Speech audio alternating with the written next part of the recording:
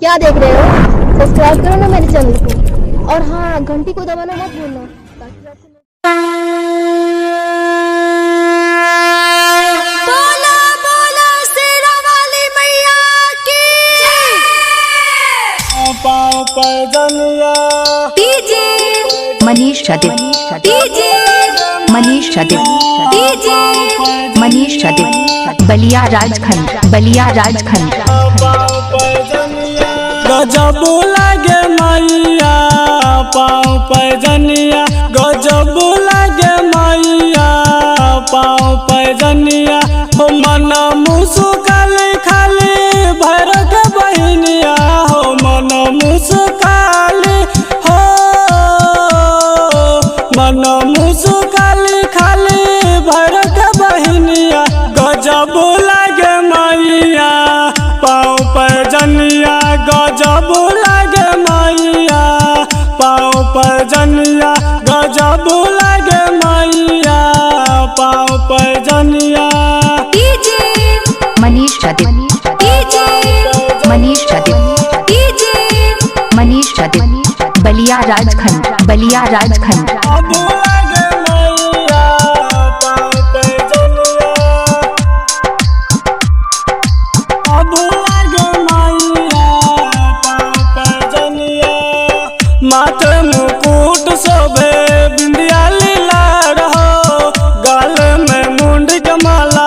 हाथ काटा रहो माथे मुकुट शोभे बिंदिया लीला रहो गाले में मुंड के माला हाथ काटा रहो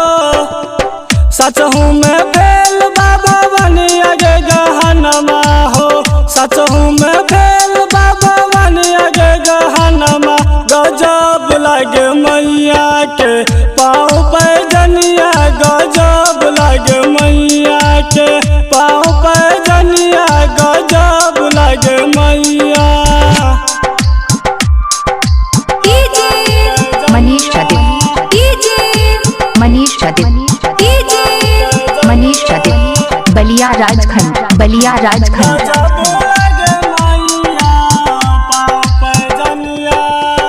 चंद सूरज फीका पड़ल माई करी बखान कितना प्यारे बताई चंद सूरज फीका पड़ल माई करी बखान कितना मनुष बताई सरोज सने ही लिखे कहे भजनिया सरोज सने ही लिखे कहे भजनिया गजब लागे मैया के पाँव पर जनिया गजब लागे मैया के